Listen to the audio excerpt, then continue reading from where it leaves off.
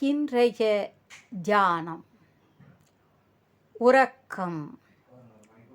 உடல் வாழ்வு பொருத்தமற்றது என்பதை உறக்கம் ஓயாது விளக்கி வருகிறது. எனினும் இறைவா, நான் அதை அறியாதிருப்பது என்னே?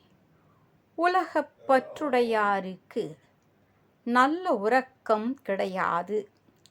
கவலையுடன் இடையிடையே அவர் விழித்து எழுந்திருப்பர். படுத்த மாத்திரத்தில் பிரபஞ்ச மறதி பற்றற்றார்க்கே வருகிறது. நல்ல உறக்கம் மனிதனுக்கு நலம் அனைத்தையும் வழங்குகிறது. உடல் புதுப்பிக்கப்படுகிறது, உள்ளம் தெளிவடைகிறது. உறக்கத்தில் மெய்மறந்து மனிதன் கடவுள் சன்னதியில் இருக்கிறான். உறக்கத்தை அறிபவன் கடவுளை சார்ந்திருக்க அறிபவன் ஆகிறான்.